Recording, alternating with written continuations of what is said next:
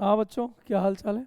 देखिए बेटा, जो तीसरा चैप्टर चल रहा था उसमें जो बोर्ड पेपर में जो क्वेश्चन पूछे गए प्रीवियस ईयर में, उन क्वेश्चनों को हम हल करा रहे हैं। तो हम जो आपको खंड जो है, एक वीडियो में खंड आपको आ और बा दे चुके हैं, आ बा दे चुके हैं, एक वीडियो में सा दे चुके हैं। ये सब क्वेश्चन एक एक नंबर के हैं, दो दो नंबर के हैं। और कल भैया दो वीडियो में आ बा सा दा, ये तीन तीन नंबर के होते हैं भैया। ये टोटल बोर्ड परीक्षा में 10 क्वेश्चन पूछता है। और आखिरी भैया जो यह है, ये पाँच पाँच के पूछता है, ये चार पूछता है। मतलब क्वेश्चन नंबर छठवां सातवां आठवां नंबर, आठवां भैया दो दो क्वेश्चन दिए रहता है आठवां में। तो कोई ये ठो करके आपको आना है। तो दीर्घ उत्तरी मतलब यह नंबर में दिए रहते हैं। तो उन्हीं क्वेश्चनों को आज हम लोग हल कर रहे हैं। और उसमें से जो पहला क्वेश्चन 2024 और 23 में लगातार पूछा है इस चैप्टर का, तो क्वेश्चन उसका ये है कि व्हीट स्टोन सेतु क्या होता है। तो आपको बोलना है एक ऐसी संरचना या एक ऐसी युक्ति जिसकी सहायता से किसी तार का प्रतिरोध सरलता पूर्वक बिना विभवांतर ज्ञात किए निकाला जा सके, उसे भैया व्हीट स्टोन सेतु कहते हैं। इसमें संरचना भैया P बटे क्यू बराबर R बटे S होती है, जिसमें से P और Q ये भैया अनुपातिक प्रतिरोध होते हैं, अनुपातिक प्रतिरोध होते हैं जो प्रीफिक्स यानी पहले से फिक्स होते हैं। यहाँ भैया एक प्रतिरोध बॉक्स लगा होता है, प्रतिरोध बॉक्स से प्रतिरोध निकाल निकाल के और धारा मापी जो G लगा है, इसमें शून्य विक्षेप की स्थिति IG का मान 0 निकालते हैं। जैसे IG का मान 0 निकाल लेते हैं तो ऐसी कंडीशन में P बटे क्यू बराबर R बटे S होता है, जिसमें से पहले से ज्ञात होता है, अनुपातिक है। तो ये अनुपात और R का मान जो इधर से निकाले थे वो यहाँ रख देना है। तो इधर गुणा करोगे तो S बराबर P बटे क्यू इंटू R आ जाएगा। इस तरह से किसी तार का जो अज्ञात प्रतिरोध है, उस अज्ञात प्रतिरोध का निर्धारण यानी S का निर्धारण कर लिया। ये पूरा आपको डिटेल से लिख देना था।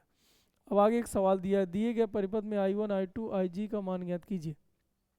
ये एक परिपथ दिया, जब भी धारा निकालना है तो समझिए कि हमें हमें हमें किरचॉफ का पहला और दूसरे नियम लगाने हैं। किरचॉफ का नियम लगाने के लिए जो पहला काम है, जो सब शुरू में पूरे परिपथ में धारा का वितरण देख लो। ये है I, ना दिया हो तो कर लो, दिया है तो बस उसे थोड़ी गौर कर लीजिए। ये I1, ये है I2, इधर से इधर का करंट गया, इधर करंट गया है। अब इधर करंट जाएगा कि नहीं जाएगा, उसके लिए भैया P बटे क्यू बराबर R बटे S ये निर्धारित कर लिया करो। P कितना है 100, Q कितना है 10, R कितना है 60, S कितना है 5। तो यह आ जाएगा 10 और ये हो जाएगा 12 पंचे 60। मतलब ये दोनों आपस में बराबर नहीं है, अतः बैलेंस ब्रिज नहीं है।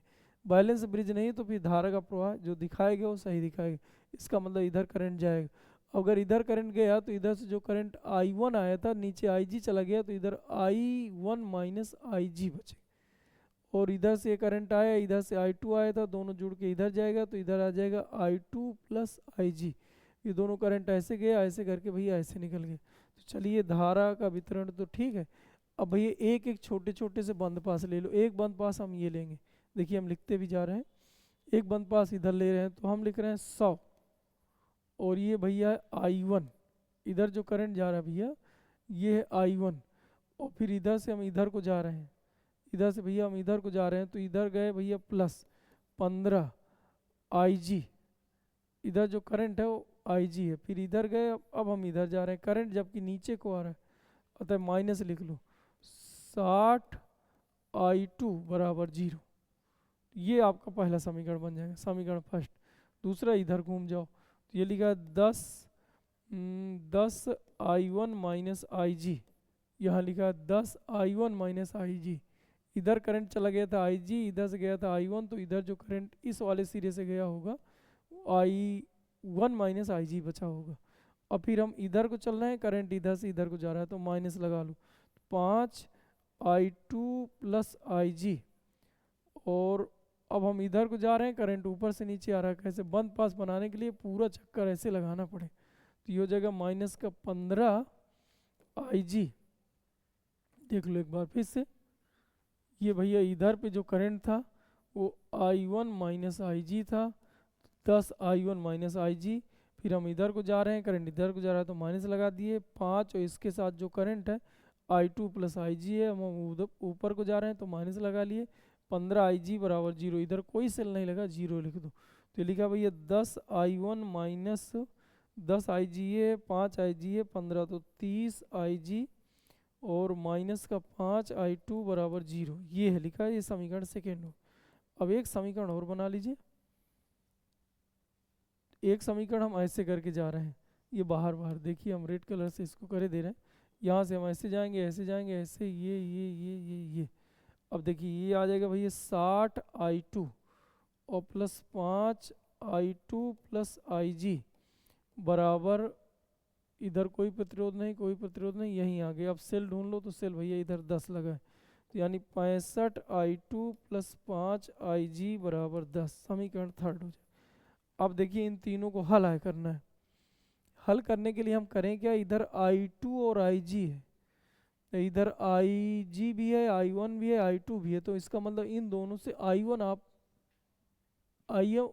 आप हटा लीजिए। तो इससे हमें I1 हटाना है, तो इसमें 10 का गुणा कर लो बेटा, समीकरण सेकंड में 10 का गुणा करके घटा दीजिए।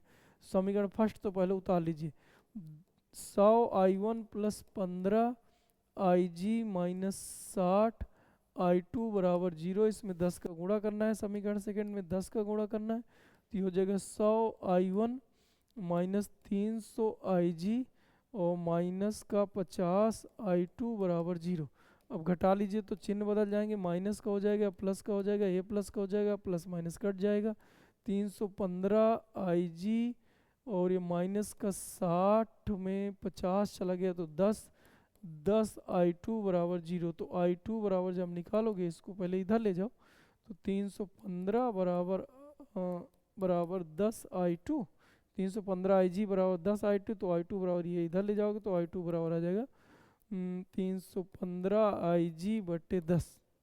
5 से काट दीजिए, 5 चक्का 30, 5 3 15, 5 दूना 10IG, i2 बराबर ये आ जाएगा।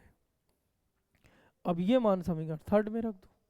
तो समीकरण थर्ड में देखिए इधर ही रखे दे रहे हैं, समीकरण थर्ड में वैल्यू रखिए तो कितना आ जाएगा, 65i2 का मान है भैया 63 बटे 2IG और प्लस 5IG बराबर 10।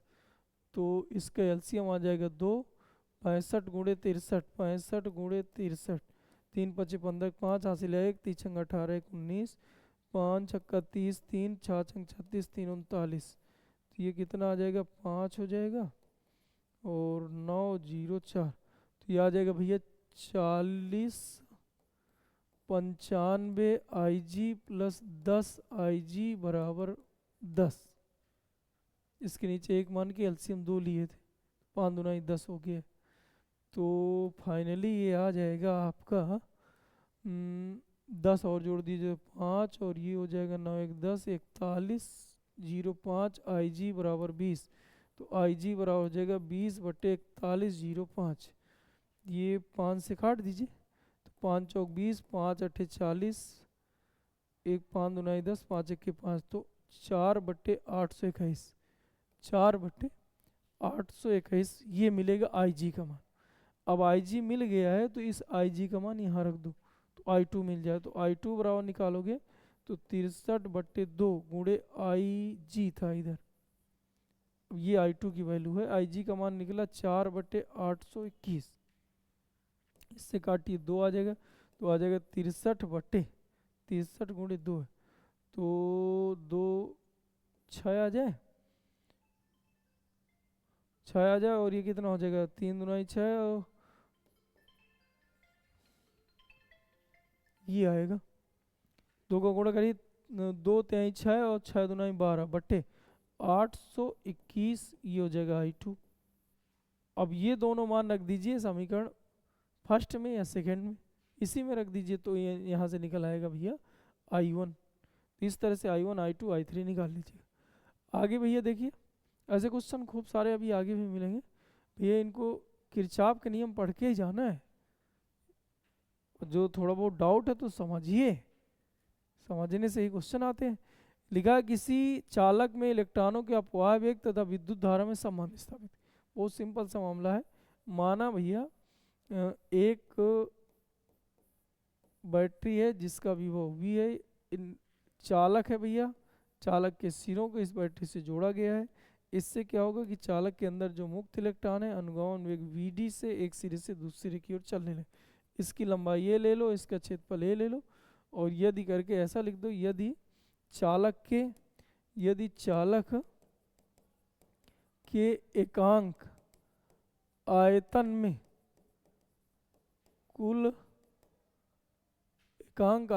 कुल इलेक्ट्रॉनों की संख्या, एकांक आयतन में इलेक्ट्रॉनों की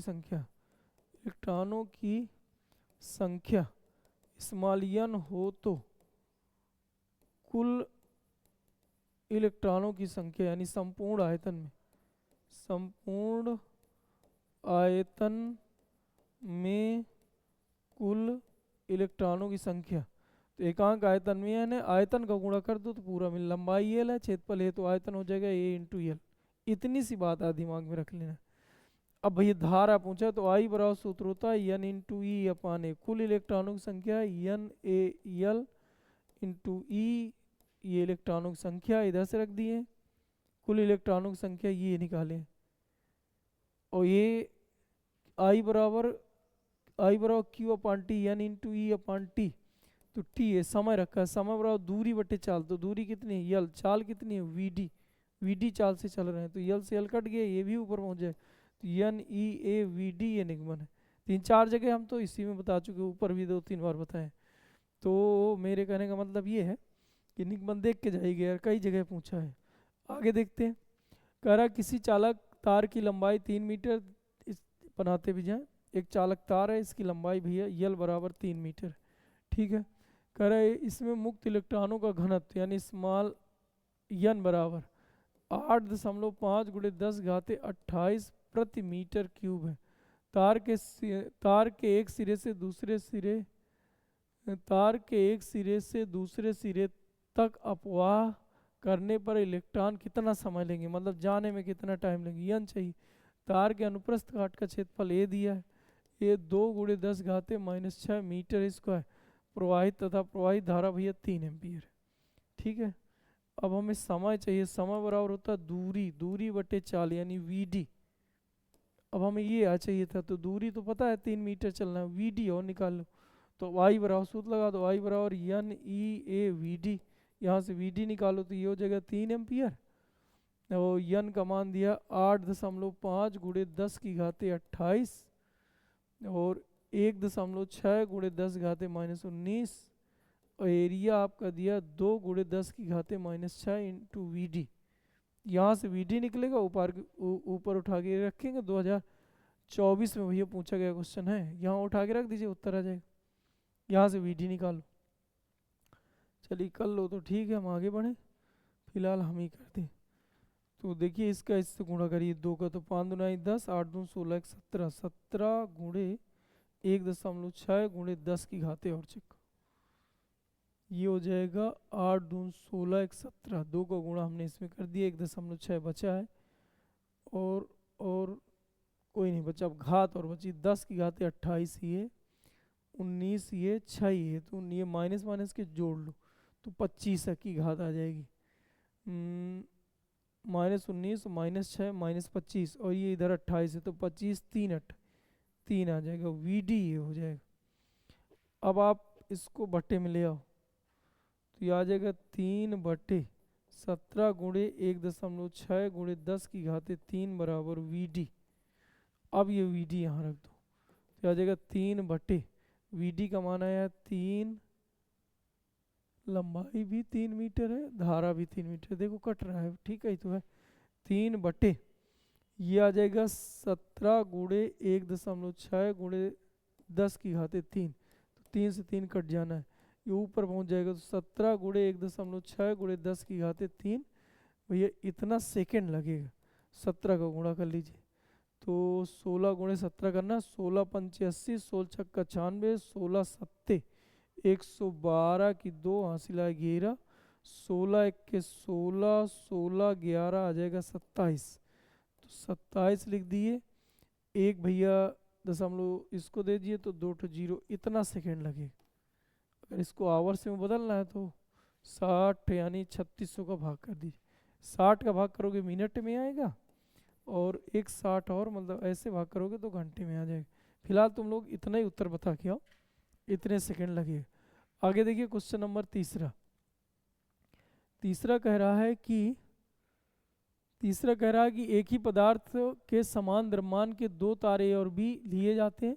तारे का व्यास बी के व्यास का, तार ए का व्यास अभी रुकिए थोड़ी देर बाद। एक ही पदार्थ के बने समान द्रव्यमान के दो तारे और बी लिए जाते हैं। मान लीजिए इधर बनाते जाइए भैया, एक तार ए है दूसरा तार बी है, दोनों के पदार्थ एक ही हैं, यानी दोनों का विशिष्ट प्रतिरोध सेम, दोनों का घनत्व भी सेम हो जाता है अगर जरूरत पड़ेगी। ए का व्यास बी के व्यास का आधा है, तो मतलब ए का जो त्रिज्या होगी, बी की त्रिज्या मान लें भैया आर, तो इसकी त्रिज्या मान लें r/2।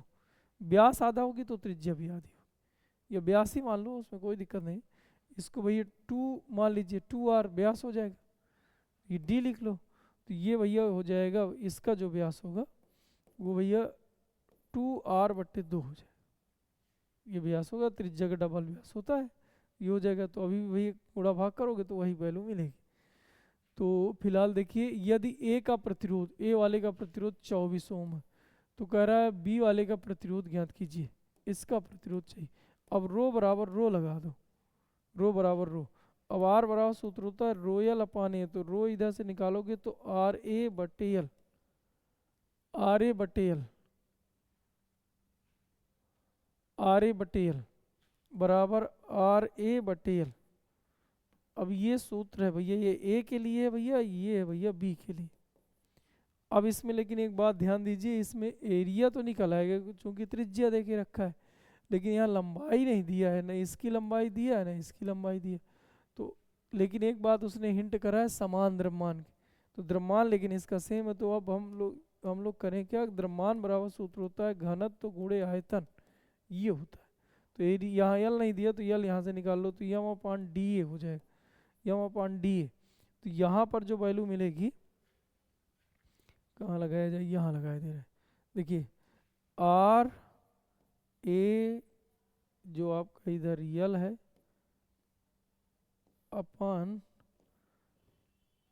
यल की जगह आपको रख देना है m/d, तो d पहुंच जाएगा ऊपर, ये भैया पहले के लिए हो गया। इसी तरह आर ए बटे यल की जगह रख देना m/d, d पहुंच जाएगा ऊपर, ये बी के लिए, बी तार के लिए।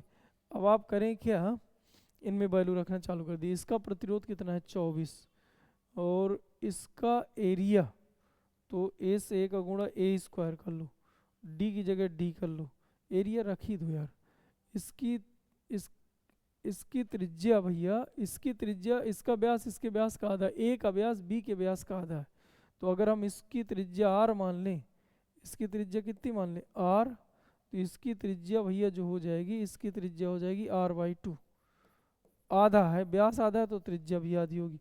तो अब हम यहाँ ए स्क्वायर, तो पाई आर स्क्वायर, आर की जगह r/2 का स्क्वायर और इंटू स्क्वायर, क्योंकि ए स्क्वायर तो यहीं रखा है, और ए की जगह पाई आर स्क्वायर रखे हैं, उसमें ए का स्क्वायर लगा दिए, और इंटू डी बटे यम बराबर। अब इधर यही बात देख लीजिए, उत्तर आ जाएगा बेटा।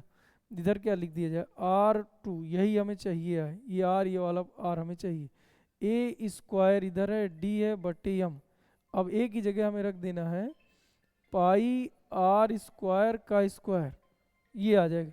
अब देखिए दोनों के द्रव्यमान सेम है, दोनों के भैया द्रव्यमान सेम है, तो यम से यम कट जाएगा और बाकी कैलकुलेशन कर लीजिए, उत्तर आ जाएगा। तो ये हो जाएगा 24 पाई स्क्वायर, और ये हो जाएगा आर स्क्वायर बटे 4 का स्क्वायर इंटू डी, डी से डी भी कट नहीं है, तो इधर पे आ जाएगा, क्योंकि दोनों पदार्थ एक ही, दोनों चालक एक ही पदार्थ के बने, अतः भैया डी से डी घनत्व जो है उनका सेम रहेगा, कट जाएगा। आर ये पाई स्क्वायर आर की घाते 4 इंटू डी, तो डी से डी जाएगा, पाई स्क्वायर से पाई स्क्वायर जाएगा, तो 24 आर की घाते 4/16 बराबर आर की घाते 4 इंटू आर, तो इससे ये भी जाएगा, कुल मिला के आर बराबर आ गया 24/16। ये उत्तर है। 24/16 मतलब 4 पंचे 20, 4 छंग 24, 4 चौक 16, 4 इक्के 4, 2 बचा, 4 पंचे 20, 1.5 ओम इसका उत्तर है। चलिए ठीक है, एक बार और मान लीजिए समझ में आया तो पीछे वीडियो देख लीजिएगा पीछे करके। आगे देखिए, कह रहा है सेल तथा बैटरी में मुख्य अंतर क्या होता है। तो देखिए जो सेल हैं, कई सारी सेलें जुड़ के ये सेल है, कई सारी जो सेलें हैं भैया ऐसे ऐसे करके जोड़ दिया जाए। अब इनको एक साथ बोलना हो तो इसे बोलते हैं बैटरी। बैटरी होती है। जो सेल है इसका विद्युत वाहक बल कम होगा, लेकिन इसमें जुड़ जाते हैं कई सारे सेल तो इसका विद्युत वाहक बल ज़्यादा होता है। अब क्या करा है, किस दशाओं में सेलों का निम्नलिखित संयोजन उपयोगी होता है और क्यों। अच्छा, सेलों का संयोजन पूछ लिया भैया, श्रेणी क्रम, समांतर क्रम, मिश्रित। चलो ठीक है, श्रेणी क्रम में हम लोग देखते हैं, ऐसा देख लें थोड़ी जगह हमें मिल जाए तो हम श्रेणी क्रम संयोजन, समांतर क्रम संयोजन, मिश्रित क्रम मान लीजिए हेडिंग है। अब इन तीनों के उत्तर आपको लिखना है। तो भैया श्रेणी क्रम संयोजन में तो श्रेणी क्रम में एक सेल ये है जिसका आंतरिक प्रतिरोध R है, ऐसे कई सारी सेलें हैं। अंतिम सेल ये है जिसका आंतरिक प्रतिरोध R है, बीच में n सेलें मान लीजिए टोटल जुड़ी है, प्रत्येक का विद्युत वाहक बल ही आंतरिक प्रतिरोध R है, इसे बाह्य प्रतिरोध R से हमने जोड़ दिया, ये कैपिटल R। अब देखिए इसमें जो ई नेट निकलेगा भैया, ई नेट बराबर n इंटू ई निकल आएगा। जो R है R नेट सब श्रेणी क्रम में तो n इंटू R आ जाएगा। अब I चाहिए तो I बराबर सूत्र हुआ करता है I बराबर E/R प्लस R। भैया नेट वैल्यू यहाँ रखी जाती, I बराबर सेलों में मैंने कहा था दो चीज़ें याद कर लो, जब भी सेल की चर्चा हो I बराबर E/R प्लस R होता है। अगला भैया अगला V बराबर E माइनस आई आर होता है। दो चीज़ें दिमाग में बैठा लो, जब भी सेल आए इन्हीं से क्वेश्चन हल होने तो पहले से हमें पता है। तो यहाँ ई नेट की जगह वैल्यू रख लो तो NE/R की जगह R ही है बाह्य प्रतिरोध, और स्मॉल r की जगह NR। तो भैया ये इसमें धारा बहेगी। अब इसमें किन दशाओं में सेलों का निम्नलिखित संयोजन उपयोगी होता है और क्यों होता है। तो अब इसका उपयोगी वर्जन चेक करना कि मतलब श्रेणी क्रम कब मतलब हमें ज़्यादा सुटेबल रहेगा, हम कब श्रेणी क्रम में सेलों को जोड़ना चाहिए। तो भैया आपका इधर n सेलों की संख्या है। अब आप इधर भी सोचो कि यदि हम करें क्या, दो कंडीशन बन सकती है कि R का मान बहुत ज़्यादा है स्मॉल r की तुलना में, दूसरा है भैया कि R का मान बहुत कम है स्मॉल r की तुलना में। तो ऐसी कंडीशन में R की वैल्यू 0 रखोगे, ऐसी कंडीशन में स्मॉल r की वैल्यू 0 रखो। अगर स्मॉल r यहाँ 0 रख दिए, जिसकी वैल्यू कम है उसको 0 रख दीजिए। अब यहाँ स्मॉल r अगर 0 रख दोगे तो I बराबर सूत्र आएगा NE/R, और यहाँ कैपिटल R अगर 0 रख दो तो I बराबर आएगा NE/NR, n स्मॉल r। तो n से n कट जाएगा, n कटने का मतलब सेल जो आपने 8-10 जोड़ी थी वो पॉइंट कट गया, तो वही काम करेगा जो एक सेल करेगी, इसका वही कटेगा तो यहाँ एक आएगा, तो 1 E/R मतलब ये उतना ही धारा देगी जितना एक सेल देगी। और ये भैया n इसमें बचा है तो इसका मतलब ये n गुना धारा को बढ़ाएगी।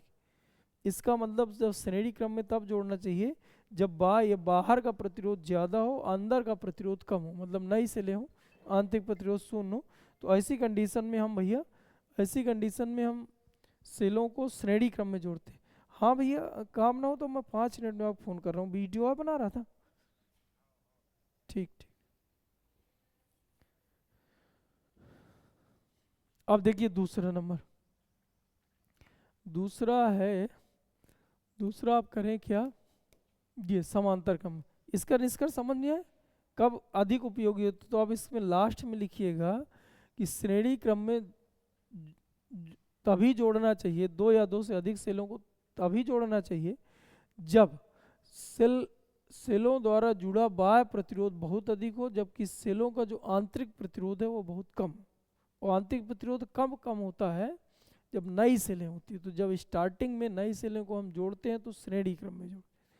अब आ जाइए भैया इधर। अब यहाँ समानता क्रम में तो मान लीजिए भैया ये है स्मॉल आर, ये कैपिटल ई, ये भैया स्मॉल आर, एक है कैपिटल ई। ऐसे करके मान लीजिए भैया हमने यम सेलों को, इस बार मान लीजिए यम सेलों को हमने समांतर क्रम में जोड़ दिया है, और इसको हमने एक बाह्य परिपथ से जोड़ दिया ये। और ये टोटल जो सेलें जुड़ी हैं वो यम जुड़ी है, बाह्य प्रतिरोध कैपिटल आर। तो देखिए जब इस बार ई जो नेट निकलेगा, ई नेट ई ही रहेगा, समांतर क्रम में जुड़ते नहीं है। श्रेणी क्रम में सेलों का विद्युत वाहक बल जुड़ जाता है। और जबकि आंतरिक प्रतिरोध आर नेट समांतर क्रम में जोड़ोगे तो 1/r 1/r 1/r, तो यम बटे आर, तो आर बटे यम आ जाएगा। और भैया जब आई निकालोगे तो आई बराबर सूत्र होता है E upon R plus R, R net रखेंगे तो आर बटे यम। जब इसका कैलकुलेशन करोगे तो यम ई बटे यम आर प्लस आर हो जाएगा। अब इसमें देखिए यम कटने ना पाए, तो ऐसी कंडीशन में कैपिटल आर को कर दो जीरो। कैपिटल आर अगर हम जीरो कर दिए होते तो धारा हो जाता आई बराबर यम ई बटे आर। इसका मतलब जब बाह्य प्रतिरोध यानी इसकी वैल्यू बहुत ज़्यादा हो आंतरिक प्रतिरोध की अपेक्षा बहुत कम हो, तभी इसको जीरो जीरो कर दिए, यानी बाह्य प्रतिरोध का मान बहुत कम हो और आंतरिक प्रतिरोध बहुत ज़्यादा, यानी पुरानी सेलें हो गई, आंतरिक प्रतिरोध बढ़ गया हो सेल। तो ऐसी कंडीशन में श्रेणी क्रम में जोड़ दोगे तो जितने वो समांतर क्रम में जोड़ दोगे तो जितने सेल जोड़े थे उतने गुना धारा का मान और बढ़ जाएगा। यम सेलें जोड़े थे तो यम गुना धारा का मान बढ़ा। ये भैया जब आंतरिक प्रतिरोध बहुत ज़्यादा, इसमें भैया जब आंतरिक इधर पे लिखे दे रहे हैं आंतरिक प्रतिरोध बहुत ज़्यादा, जैसे इसमें भैया हम लिखें आर का मान ये कंडीशन हो, ऐसी कंडीशन में कैपिटल आर जीरो रखें, कैपिटल आर जीरो रखें तो करंट इतने गुना बढ़े। ऐसी कंडीशन में भैया स्मॉल आर जीरो रखेंगे, तो स्मॉल आर जब जीरो रखे तो यन गुना, इधर पे आया था यन ई बटे आर, ये आया था। अब तीसरा भैया मिश्रित क्रम, यानी कुछ श्रेणी में जोड़ दो कुछ समांतर में जोड़ दो। तो हमने क्या करा, ऐसे कुछ सेलें लिए श्रेणी में, थोड़ी देखिएगा ऐसे मान लीजिए, और ऐसे कुछ सेलें हमने ले लिया है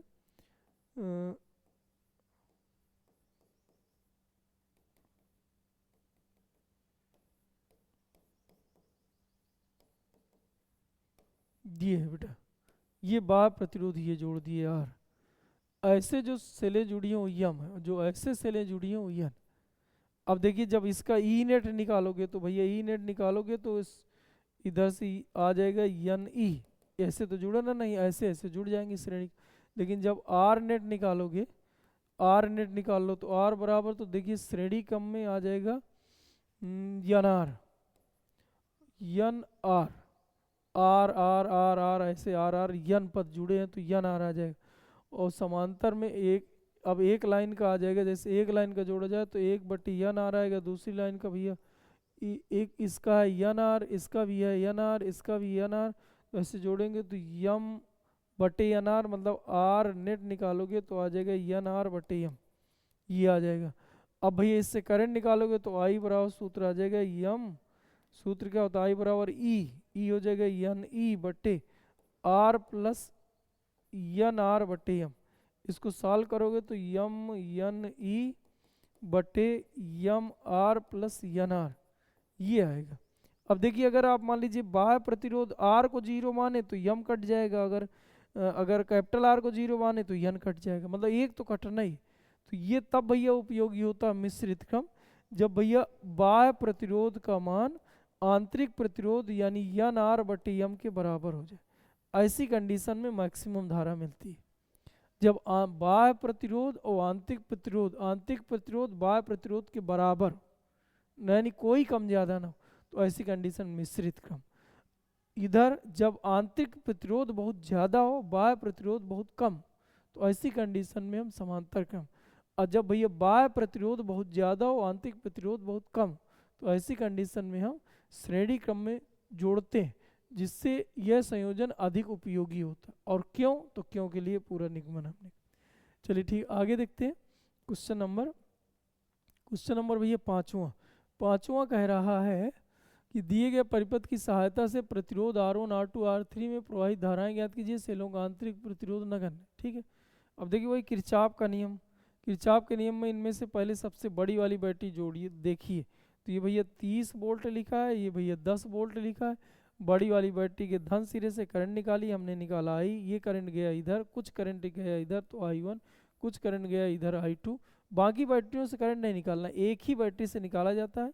वो आप ये देखा करो कि जो सबसे ज़्यादा वोल्टेज वाली बैटरी है उसके धन सिरे से करंट निकालो। तो ऐसे में क्या होता है कि उत्तर थोड़ा या हल करना थोड़ा आसान हो जाता है, उत्तर बड़े आसानी से मिल जाते हैं। ये है भैया, इधर से ये पूरा I2 जाएगा, ये I2 जाएगा, इधर से I1 आएगा, दोनों जुड़ जाएगा, फिर I हो जाएगा, फिर I निकला, I पहुंचा, और I बराबर हो गया I1 प्लस I2। I को दो जगह में हमने तोड़ा है। अब एक एक भैया बंद पास ले लेना, मान लीजिए पहले हम यहाँ से चल रहे हैं, बंद पास भैया ले रहे हैं, यहाँ से चलेंगे तो बहने वाली धारा संगत प्रतिरोध, बहने वाली धारा कितनी है I2, संगत प्रतिरोध है 10, बहने वाली धारा संगत प्रतिरोध, फिर आगे, फिर इधर कोई प्रतिरोध नहीं मिला, इधर अब माइनस लिख लो, बहने वाली धारा, धारा मतलब I1, संगत प्रतिरोध मतलब 20, तो यहाँ पहुँच गए, फिर यहाँ इधर कोई प्रतिरोध नहीं, बराबर। अब सेल जोड़ो तो इधर से सेल भैया, इधर सेल है नहीं, यहाँ सेल, तो पहला छोड़ दूसरा, पहला छोड़ दूसरा, तो ये प्लस का है माइनस, तो माइनस का 10, फिर इधर सेल नहीं, इधर सेल नहीं, इधर नहीं, बस एक ही है तो माइनस 10, कुल मिला के आ गया भैया 0 0 0, निपटा दो तो आ जाएगा I2 माइनस I1 बराबर माइनस 1, या I1 माइनस I2 बराबर 1, समीकरण फर्स्ट। अब आइए भैया एक और, यहाँ घूम जाओ, यहाँ घूमिए तो इधर से हम चल रहे हैं, मान लीजिए अब हम बेटा ऐसे चल रहे हैं, थोड़ी देखिएगा, हम ऐसे चल रहे हैं तो ये हो जाएगा 20 I1, यहाँ से यहाँ गए, यहाँ से यहाँ गए, फिर यहाँ गए, तो यहाँ I करंट पहुँच रहा है, तो 10 I, फिर यहाँ पहुँचे, यहाँ पहुँचे, यहाँ पहुँचे, दो ही प्रतिरोध थे, दोनों वैल्यू रख लिया। अब सेल ढूंढो, सेल केवल एक है, वो पहला छोड़ दूसरा रखोगे तो बराबर 30।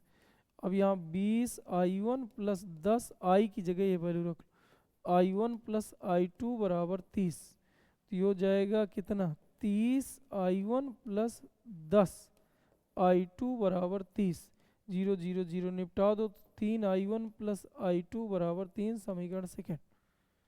अब भैया इन दोनों को हल कर लो, हल करेंगे तो उत्तर आपका कुछ ऐसा आएगा, I1 माइनस I2 बराबर 1 रहा है, और दूसरा है भैया 3 I1 और प्लस I2 बराबर 3 है, जोड़ देंगे तो ये प्लस माइनस निपट जाएगा, 4 I1 बराबर 4, तो I1 बराबर 1 एम्पियर,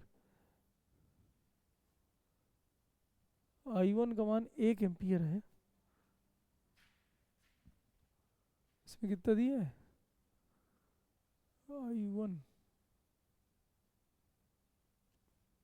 I1 का मान 1 एम्पियर। अब I1 अगर इधर 1 एम्पियर है तो इसमें यार 20 ओम में, 20 ओम में इधर R1 का मान 7/5 दिया, R1 मतलब ये, देखते हैं, देखिए इधर पे देखो, किसी एक समीकरण में रखिए तो ये दूसरी वैल्यू मिल जाए, तो मतलब जैसे I1 का मान हम यहाँ रखे होते तो यहाँ 1 रखते तो कट के 0 आ रहा है। चलिए फिर से देखिए, इधर से हमने करें क्या, इधर से करंट निकला भैया I गया इधर, तो यह पहुँचा I1, यहाँ पहुँचेगा I2, यहाँ दोनों जुड़ा भैया I1 I2 जुड़ा, इधर पहुँचा I, ये पहुँचा I, और I बराबर पहुँच गया आपका I1 प्लस I2, यहाँ तक समीकरण पहुँच गए भाई। अब आप यहाँ से चलो, बहने वाली धारा संगत प्रतिरोध, दो चीज़ें ढूंढना है, बहने वाली धारा मतलब हो गया I2, संगत प्रतिरोध 10, यहाँ भैया माइनस का रख लो, ये 20 लिखा है 20, और ये लिखा है I1, फिर यहाँ यहीं से भैया जहाँ चले थे वहीं आ गए। अब सेल ढूंढो तो पहला छोड़ दूसरा, तो -10, अब 0 0 0 काटे तो ये कितना आ गया भैया, ये आ गया I2 माइनस 2I1 बराबर माइनस का 1, तो यानी 2I1 प्लस I2, ये इसको लिखा जा सकता है, माइनस का गुणा कर दो इधर से तो ये आ जाएगा, माइनस ले लो कॉमन, तो ये हो जाएगा माइनस का I2 प्लस का 2I1 बराबर -1, तो 2I1 माइनस का I2 बराबर 1, माइनस माइनस कट गया। समीकरण फर्स्ट। दूसरा देखिए, दूसरा भैया यहाँ से यहाँ चल रहा है, यहाँ से मान लीजिए चल रहा है इधर को, तो आ जाएगा 20I1, 20I1 ठीक है, इधर गया इधर गया इधर 10I, इधर से फिर यहाँ पहुँच गए बराबर बराबर बराबर बराबर कितना है, बराबर इधर सेल है नहीं, इधर सेल नहीं, ये सेल है भैया 30, 30 का है, तो ये हो जाएगा 20I1 प्लस 10I1, आई की जगह I1 प्लस I2 बराबर 30, ये कितना हो जाएगा, ये हो जाएगा 30I1 प्लस 10I2 बराबर 30, 0 0 0 निपट जाएगा। ये आपका समीकरण सेकेंड है। अब इनको हल करिए, तो हमने करा क्या, यहाँ लिखा है आपका, यहाँ लिखा है 4 नहीं 3I1, 3 नहीं लिखा भाई, 2 है लिखा, 2I1 माइनस I2 बराबर 1, इधर क्या लिखा है 3I1 प्लस I2 बराबर 3, तो ये जोड़ेंगे तो ये कटा तो 3 2 5, 5I1 बराबर 4, उस बार कुछ हो रहा है था 4 4 आ गया था, तो I1 बराबर 4/5, ये है भैया I1 का मान 4/5, I1 कहाँ ले गए थे, इसमें आए, ये I1 यहाँ लिखा, तो इसका मतलब 20 ओम वाले यानी R2 वाले में करंट जाना चाहिए I1, R2 का मान आना चाहिए 4/5, हाँ ठीक तो है ये। अब इधर और निकाल लो समीकरण, फर्स्ट या सेकंड में किसी में रख लो, मान लीजिए फर्स्ट में रख रहे, तो फर्स्ट में हम रखेंगे, तो लिखा है 2I1 माइनस I2 बराबर 1, तो आ जाएगा 2I1, I1 का मान आया है भैया 4/5 माइनस I2, तो I2 इधर ले जाओ, इसको इधर ले आओ बराबर I2, इसको इधर ले आओ तो माइनस का हो जाए, तो ये हो जाएगा 4 दूना 8 माइनस 5/5 बराबर I2। हल आए करे हैं, इसके नीचे एक मान के एलसीएम लिए 5, देख लो इधर एलसीएम लिए 5, तो ये हो जाएगा 4 दूना 8 माइनस 5 बराबर I2, तो I2 बराबर आ जाएगा 3/5, 5 3 8, हाँ 3/5, तो I2 मतलब R3 वाले में, तो R3 में दिया नहीं इसने, R1 दिया है, तो R1 कहाँ लिखा है, R3 ये लिखा है, R2 ये लिखा, R1 ये लिखा, R1 में गया था I, और I का मान था I1 प्लस I2, तो I1 की वैल्यू कितना है, I1 की वैल्यू है 4/5 प्लस ये आया था 3/5, तो 4 3 7, 7/5 एम्पियर इसमें जाएगा, इसमें 7/5, हाँ आ भी रहा है 7/5, इधर में जाएगा भैया 4/5 और इधर में जाएगा 3/5, ये टोटल करंट। चलिए ठीक है, आगे देखिए क्वेश्चन नंबर 6वां, फिर सेम क्वेश्चन आ गया, कह रहा है परिपथ में प्रत्येक शाखा में बहने वाली धारा, सेम कहानी है, सबसे पहले ज़्यादा वोल्टेज वाली बैटरी लो, ये हो गया, उसके धन सिरे से भैया करंट निकालो I1 निकला भी है, इधर से गया इधर गया इधर, कुछ करंट इधर गया, इधर से भी मतलब इसने धारा का वितरण खुद दे के रखा, तो भाई इधर से आया होगा I2, इधर से आया भैया I1 और जा रहा है मिल मिला के इधर, ये सभी जगह पहले लिख लिया करो, ये पहुंचेगा I3, इनमें से जितना बैटरी से करंट निकलता है उतना करंट आना चाहिए, तो I2 इधर चलाएगा और इधर करंट निकला था I1 इधर, ये पूरा वितरण। यहाँ देखिए संधि का नियम लिख गया, I1 I2 बराबर I3, ये आपका पहला समीकरण भी होगी। अब एक एक बंद पास में घूम जाना है, बहने वाली धारा, मान लीजिए भैया हम यहाँ से घूमना चालू कर रहे हैं, ऐसे चल रहा है, यहाँ इधर कोई प्रतिरोध नहीं कोई नहीं, यहाँ प्रतिरोध मिला, तो बहने वाली धारा है आपका I2 संगत प्रतिरोध है 1, यहाँ गए, तो बहने वाली धारा I3 है, संगत प्रतिरोध है 2, यहाँ से यहाँ गए यहाँ से यहाँ गए यहाँ पहुँच गए। चलिए ठीक है, ये काम हो गया। अब आपको ढूंढना है सेल, तो इधर सेल पहला छोड़ दूसरा, पहला छोड़ दूसरा, 1 वोल्ट का सेल 1 हो जाएगा, इधर सेल नहीं इधर सेल नहीं, तो ये हो गया, तो आपका आ गया I2 प्लस 2I3 बराबर 1। अब आ जाओ इधर, इधर वाले भैया हम ऐसे कुछ जा रहे हैं। अच्छा, घूमने के लिए चाहे क्लॉकवाइज घूमो चाहे एंटी के, जैसे इधर से इधर घूम जाओ ऐसे ऐसे, या इधर से इधर घूम जाओ, इससे कोई लेना देना नहीं। तो इधर फिलहाल हम ऐसे घूम रहे हैं, यहाँ से गए, यहाँ प्रतिरोध नहीं मिला, ये प्रतिरोध मिला। तो एक I1, फिर यहाँ से और आइए इधर चलिए, फिर अब करंट इधर ही को जा रहा है तो प्लस का 2I3, फिर आप पहुँच गए यहाँ, यहाँ से यहाँ, यहाँ से यहाँ, यहीं यहाँ। अब सेल ढूंढो, पहला छोड़ दूसरा, तो 2 लिखा है, इधर से लाए नहीं, इधर से लाए नहीं, ये है। तो एक उत्तर ये है। अब हम क्या करें, I3 की जगह वैल्यू बदल लें, I3 की जगह ये बदल लो तो I1 I2 में चेंज हो जाए। तो इन दोनों को बदल लो बेटा। अब देखो बदल रहे हैं, तो ये हो जाएगा I2 प्लस 2, I3 की जगह I1 प्लस I2 बराबर 1। तो ये हो जाएगा 2I1 प्लस 3I2 बराबर 1।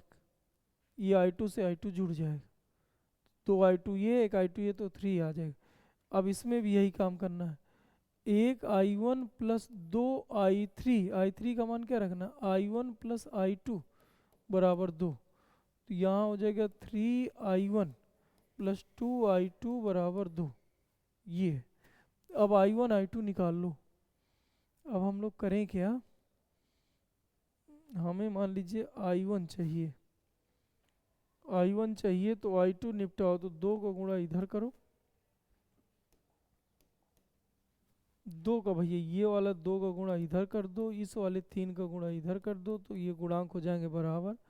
फिर इन दोनों को घटा दो, तो 2 का गुणा 2 से 4, I1 प्लस 2 तिहाई 6 I2 बराबर 2, 3 का गुणा इसमें, तो 3 तिहाई 9 I1 प्लस ये कितना हो जाएगा, ये हो जाएगा 3 दुनाई 6 I2 बराबर 3 दुनाई 6। घटाएंगे तो minus minus minus plus minus cut जाएगा, ये आ जाएगा भैया 5, ये आ जाएगा माइनस का 5 I1 बराबर माइनस का 4। तो I1 बराबर आ जाएगा 4/5, 5 अट्ठे 40, 0.8 एम्पियर आया। अब जब ये 8 आ गया, ये मान भैया I1 आ निकला है। अब ये मान समीकरण फर्स्ट में रख लो या सेकंड में रख लो, तो कहाँ गया फर्स्ट सेकंड, ये है फर्स्ट आपका। तो यहाँ रखोगे तो कितना आ जाएगा, यहाँ रखोगे 2, I1 का मान आया है 8.8 प्लस 3 I2 बराबर 1, तो ये हो जाएगा 8, 3 I2 बराबर 1, तो माइनस का आ जाएगा, क्योंकि ये इधर जाएगा तो 1 से 1.6 घटेगा, तो माइनस का 0.6/3 यानी 0.3 आ जाए, 0.2, 3 दुनाई 6, 0.2 आ जाएगा। अब फिर इन दोनों को जोड़ दीजिएगा, तो दशमलव ये आया था 0.8 और ये माइनस का आ गया था 0.2, तो प्लस का आएगा 0.6। ये करंट माइनस का मतलब क्या है कि जैसे I2 का मान आया माइनस का 0.2, तो इसका मतलब ये है कि जहाँ I2 है और जो डायरेक्शन दिखाए थे वो गलत था। तो हम डायरेक्शन क्या दिखाए थे I2 में, ये डायरेक्शन दिखाए थे कि भाई करंट का प्रवाह ऐसे हो रहा है, इधर से इधर को दिखाए थे, जबकि रियल में करंट का प्रवाह ऐसे ना हो कि ऐसे हो रहा हो, ऐसे करंट जा रहा होगा। कहने का मतलब बैटरी चार्ज हो रही हो, भाई कुछ करंट इधर से निकला है तो कुछ इधर गया, रियल में इधर, अभी इधर से भी करंट ऐसे आया होगा, वो ऐसे गया होगा, फिर ऐसे करंट निकला होगा, तो चार्ज होने लगी, इसलिए वो माइनस का दिखा रहा है।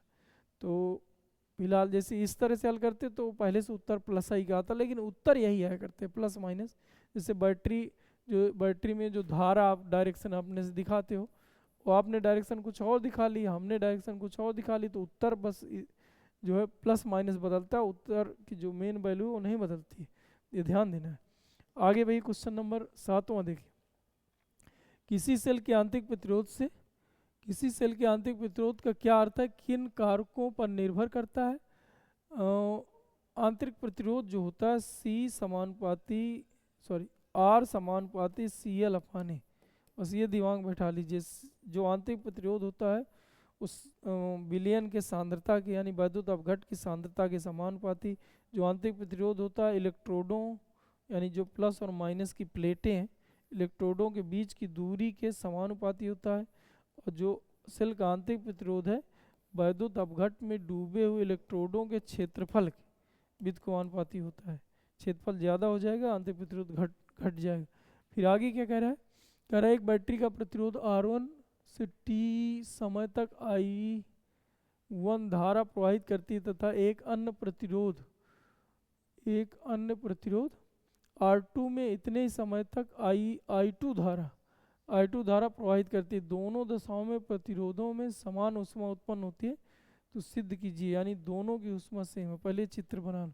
एक प्रतिरोध है R1, एक बैटरी है, मान लीजिए विद्युत वाहक वाली है, इसका आंतरिक प्रतिरोध R है। इसमें भैया T समय तक इसमें धारा का प्रवाह I1 धारा जा रही है T समय तक। दूसरा कैलकुलेशन बता रहा है कि यही बैटरी तो वही है लेकिन प्रतिरोध बदल दिए हैं। बैटरी वही है तो भैया ये दोनों सेम होंगे। समय भैया वही है लेकिन इसमें करंट I2 जा रहा है। चित्र कुछ ऐसा है, लेकिन जो इधर पे ऊष्मा उत्पन्न हुई, इसको गरम हुआ ये भाग बैटरी के कारण, तो दोनों की ऊष्मा सेम ऐसा कहा है। अब ऊष्मा सेम है तो कह रहा है कि बताइए R और R में सीधा करना भैया का रिलेशन ये होगा। अब ऊष्मा का सूत्र VIT होता है, VIT बराबर VIT, कि भाई एक के लिए दूसरे के लिए। अब इसमें हमें क्या नहीं पता, V नहीं पता, तो V बराबर सूत्र लगा लें I, चूंकि हमें I1 I2 पता ही है, V लगा लें तो V बराबर सूत्र हो जाएगा I अपान R।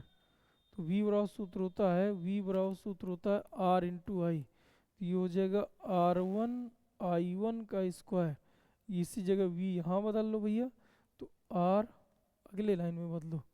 पहले ये देखो H बराबर VIT पहली पोजीशन के लिए, VIT ये दूसरी पोजीशन के लिए।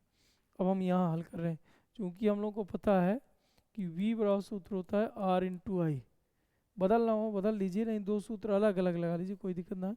तो भैया ये हो जाएगा R1 I1 स्क्वायर T, इसी तरह R2 I2 स्क्वायर T हो जाएगा, क्योंकि दोनों का टाइम सेम। V की जगह हमने लिखा R इंटू आई, एक आई पहले से था, स्क्वायर हो गया। अब T से T कट जाएगा, R1 उसी तरह रख लो। V I बराबर सेलों के लिए I बराबर सूत्र क्या होता है, E अपान R1 प्लस R आंतरिक प्रतिरोध का स्क्वायर। अब R2 और फिर I आ गया, तो I बराबर होता है E अपान R प्लस R। तो इसके लिए R2 है और इंटू R स्मॉल आंतरिक प्रतिरोध दोनों के लिए सेम है, स्क्वायर। अब ये वैल्यू हल करना है, उत्तर आ जाता। देखिए हम हल कर रहे हैं इधर, ये हो जाएगा R1 E स्क्वायर बटे, ये हो जाएगा R1 प्लस R का होल स्क्वायर, इसी तरह R2 इंटू ई स्क्वायर बटे R2 प्लस R का होल स्क्वायर। ई स्क्वायर से ई स्क्वायर कट जाएगा, ये आ जाएगा R1 R2 प्लस R का होल स्क्वायर बराबर R2 R1 प्लस R का होल स्क्वायर।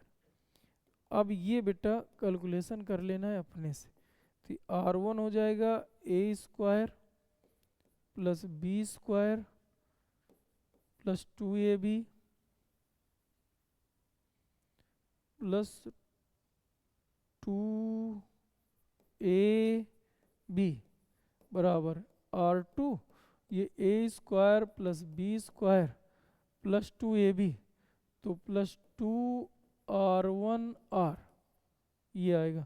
अब इस R1 का अंदर गुणा कर दो तो ये हो जाएगा R2 स्क्वायर R1 प्लस ये हो जाएगा R1R स्क्वायर प्लस 2R1R2R बराबर ये हो जाता भैया R1 square R2 plus R2R square, और इधर पे बनेगा भैया प्लस 2R1R2R, इससे ये कट जाएगा और शेष वैल्यू इसको इधर ले आओ तो ये हो जाएगा R2 square R1 minus R1 square R2 बराबर, इसको उधर ले जाओ तो R स्क्वायर दोनों से कॉमन ले लो तो ये हो जाएगा R2 माइनस R1।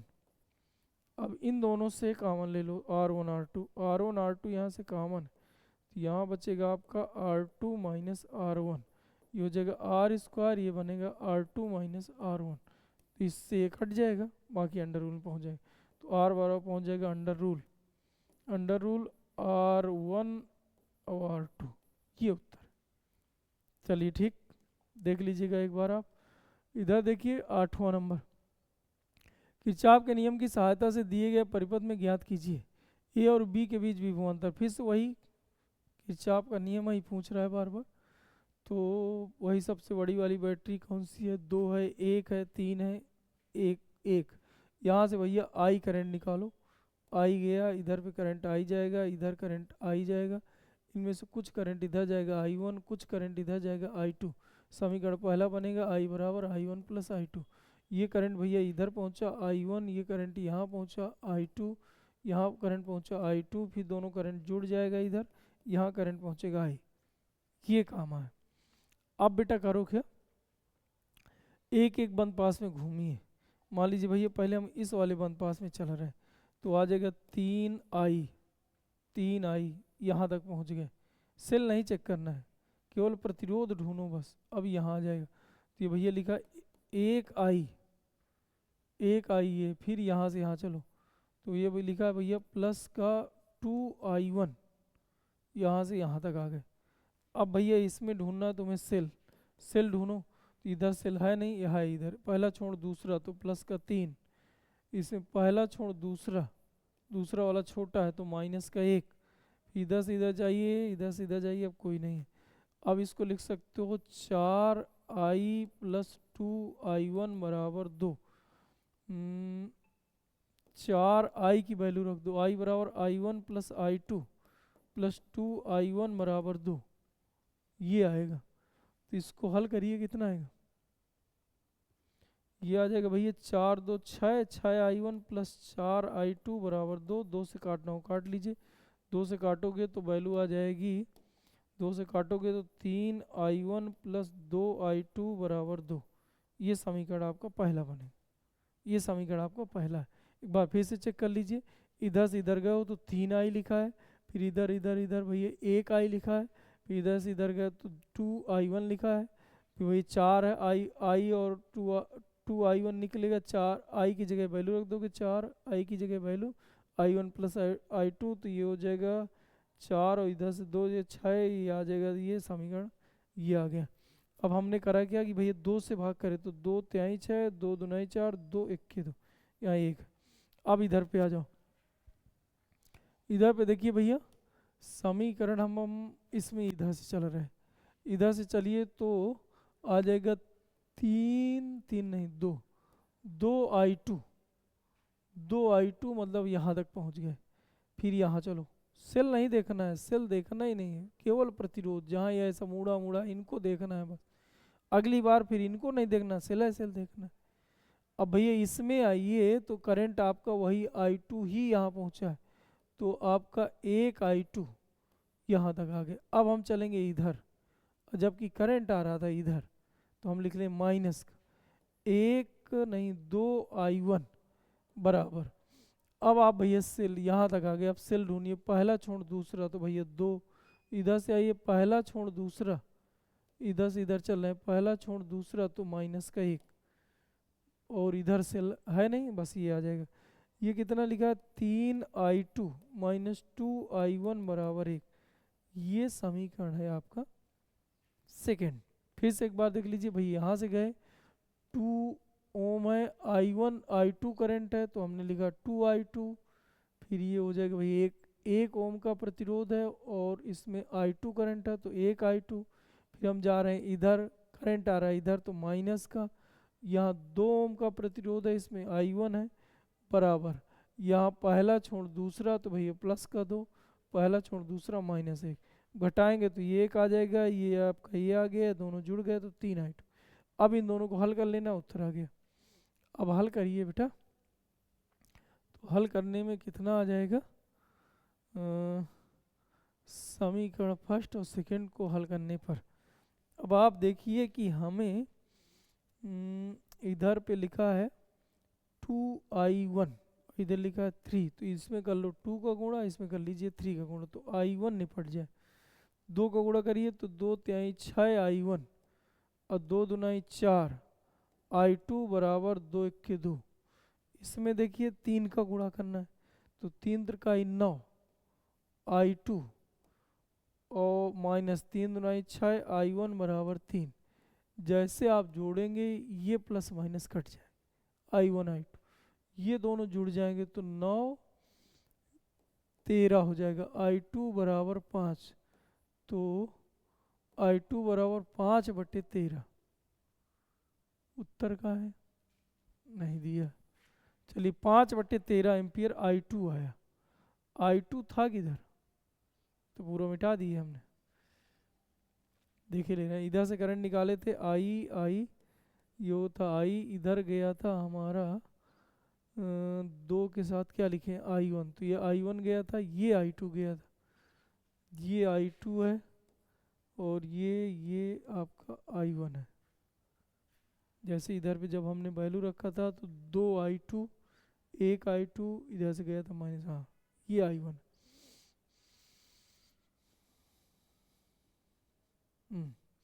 तो I2 की वैल्यू आई। अब हमें इसमें उत्तर क्या चाहिए था, B और D। B और D ये बेटा, B और D के बीच विभवांतर यहाँ चाहिए, तो I1 की वैल्यू पता चल जाए, तो I1 निकालो बेटा। I1 निकालने के लिए I1 निकालने के लिए I1 निकालने के लिए यहाँ पर वैल्यू रखिए, तो 3I1 प्लस 2I2 बराबर 1, तो 3I1 प्लस 2I2 यानी 5/13 बराबर 1, तो ये आ जाएगा 3I1 बराबर 1 माइनस 10/13, तो ये हो जाएगा भैया 3/13, तो 3 से 3 कट जाएगा, तो I1 का मान आ जाएगा 1/13। 1/13 आया, तो भैया यहाँ का विभव चाहिए था, तो विभव का सूत्र क्या होता है, V बराबर सूत्र होता है, V बराबर सूत्र होता है R इंटू आई। तो R का मान 2 1/13, कुल मिला के आ गया 2/13 वोल्ट। ये उत्तर है, 2020 में पूछा था। और क्या चाहिए, 3 वोल्ट वाली सेल से धारा, 3 वोल्ट, 3 वोल्ट वाले से तो आई निकाले थे, 3 वोल्ट वाली सेल से धारा आई है, और आई का मान था भैया I1 प्लस I2, तो I1 का मान कितना था, I1 का मान 1/13 प्लस 5/13, कुल मिला के 6/13, 6/13 एम्पियर उत्तर है। आगे देखिए बेटा, क्वेश्चन नंबर 8, क्वेश्चन नंबर 9 देखते हैं। करा है कि विशिष्ट प्रतिरोध की परिभाषा दीजिए, तो भैया रो बराबर सूत्र होता है E/J, रो बराबर E/J। चालक के किसी बिंदु पर वैद्युत क्षेत्र की तीव्रता तथा उसी बिंदु पर धारा घनत्व के अनुपात को विशिष्ट प्रतिरोध कहते हैं। एक सूत्र और होता है रो बराबर RA/L, मात्रक इसका होता है ओम मीटर, राशि होती है अदिश। चलिए ठीक है, और कुछ चाहिए, मात्रक चाहिए था तो मात्रक ये बता देना। 30 ओम लंबे एक तार को खींचकर इसकी लंबाई 25% बढ़ा दी जाती है, नए तार का प्रतिरोध कितने % बढ़ जाए। तो देखिए भैया, प्रतिशत परिवर्तन का सीधा सीधा एक सूत्र होता है, ट्रिक होता है, n प्लस n गुणे n/100। अब n बराबर इसने 25% बढ़ाया, सीधे प्रतिशत में ही इधर वैल्यू रखना है, तो 25 प्लस 25 गुणे 25/100, तो 25 हो जाएगा 50, 625 में 100 का भाग, तो ये हो जाएगा तो 56.25 ओम। ये सीधे प्रतिशत में परिवर्तन आएगा जो प्रतिरोध में, वही उत्तर है। ये प्रतिशत में आएगा, ओम नहीं है, इतने प्रतिशत परिवर्तन हो जाएगा। लेकिन अब बोर्ड परीक्षा में मान लीजिए आप इसको हल करने चाहेंगे तो ऐसे हल करिए। मान लीजिए भैया, पहले प्रतिरोध, मान लीजिए पहले तार को खींचकर 25 पर, मान लीजिए पहले है भैया 20 सेंटीमीटर, अब इस तार को खींचकर इसमें भैया 25% बढ़ाया, तो 20 प्लस 20 का 25% निकालो, 25/100, तो ये कितना हो जाएगा, 20 प्लस 20 2500, 5 50 मतलब 5, यानी अब भैया हो जाएगा 25 सेंटीमीटर। पहले 20 सेंटीमीटर थी, अब 25 सेंटीमीटर। अब देखिए एक सूत्र आपने पढ़ा होगा, यह सीधा सीधा निकालो, R बराबर सूत्र हो जाएगा रो यल, यल की जगह आप लिखेंगे 20, रो ए दिया नहीं है, तो ए के लिए हम लोग करें क्या, एक सूत्र लगाओ R2 बराबर n² R1, आर टू बराबर एन स्क्वायर आर वन। तो आर टू बराबर एन की वैल्यू होती है एल टू बटे L one into R one. अब आर टू बराबर हो जाएगा एल टू मतलब 25 बटे एल वन कितना हो जाएगा 20 इंटू आर वन। तो अब जो प्रतिरोध आ जाएगा आर टू बराबर ये 5×5 = 25, 5×4 = 20, ये हो जाएगा आर वन। ये अब प्रतिरोध होगा। प्रतिरोध में वृद्धि कितनी आ जाएगी तो वृद्धि निकाल लो। तो डेल आर निकलेगा तो ये हो जाएगा R two minus R one. तो आर टू का मान 5/4 R one minus R one. तो आपका आ जाएगा 1/4 आर वन। ये आया। अब इसकी प्रतिशत वैल्यू निकाल लो। का स्क्वायर अभी छूटा है, स्क्वायर स्क्वायर स्क्वायर। अब इसको घटाइए कितना हो जाए 25 आर वन बटे 16 माइनस आर वन। तो ये हो जाएगा 9 आर वन बटे 16। अब इसकी प्रतिशत वैल्यू निकालो। अब प्रतिशत डेल आर बराबर तो हो जाएगा डेल आर गुणे 100 बटे इसका प्रारंभिक मान। तो प्रारंभिक मान मतलब आर वन। अब देखिए इधर पे वैल्यू हम रखें तो डेल आर की वैल्यू 9 आर वन बटे 16 गुणे 100 बटे आर वन का मान आर वन ही है। तो आर वन से आर वन कट गए तो 900 बटे 16 करना है। तो 16×5 = 80, 10 90 मतलब 100, 16×5 = 80, 16 छक्का 96, 96 मतलब 4, 4 मतलब 40, 16 दूना 32 मतलब 8, 16×5 = 80। ये उत्तर आ जाएगा।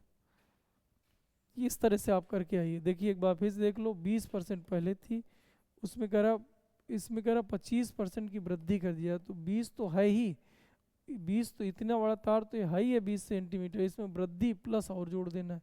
तो हमने प्लस 20 का 25% निकाल के इसको जोड़ दी तो आ गया कुल मिला के 25 सेंटीमीटर।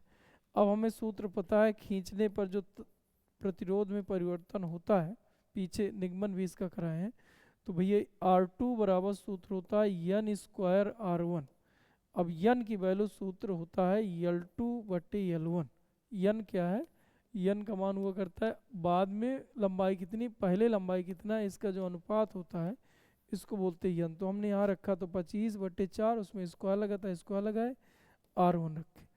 ये भैया इससे 5 से कट रहा था काट दी, ये उत्तर हो गया। अब ये इसका प्रतिरोध है, पहले का प्रतिरोध आपका कितना आर वन और जो दूसरे का प्रतिरोध है आर टू वो आ गया 5/4 का स्क्वायर इंटू आर वन, ये आया।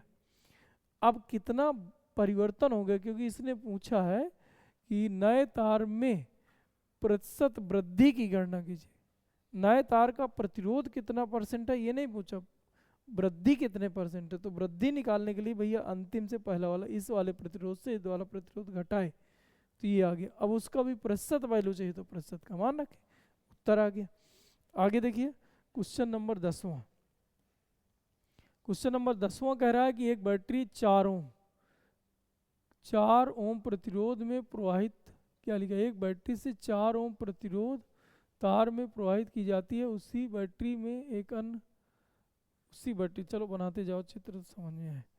ये भैया 4 ओम का एक प्रतिरोध है, इसमें धारा प्रवाहित की जाती है। फिर कह रहा है कि उसी बैटरी से, बैटरी अभी भी वही है,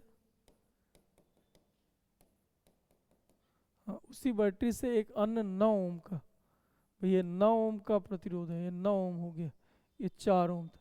प्रतिरोध में धारा प्रवाहित की जाती है। प्रवाहित करने पर सेल का आंतरिक प्रतिरोध ज्ञात कीजिए जबकि दोनों तारों में धारा समान समय में समान ऊष्मा उत्पन्न करती, यानी दोनों का टाइम सेम है, दोनों का टाइम सेम है और दोनों की ऊष्मा सेम है। तो अभी ऊष्मा बराबर सूत्र अगर याद हो, इसके ठीक पहले वी हटा लिए थे तो आर आई स्क्वायर, टी से टी कट गया था तो आर आई स्क्वायर, ये आपका 1 1 था, ये 2 2 था। फिर आई की वैल्यू रखे थे ई/आर प्लस आर, फाइनली उत्तर आएगा था R बराबर अंडर रूल R1 गुड़े R2, बस सीधे रख दिया जाए। तो R1 का मान कितना है 4, R2 का मान कितना है 9, 9 चौको 36, 36 का अंडर रूल 6, 6 ओम इसका उत्तर आएगा। चलिए ठीक, और आगे देखते, खत्म। चलिए धन्यवाद। अब हम चौथा चैप्टर देखेंगे अगले वीडियो में।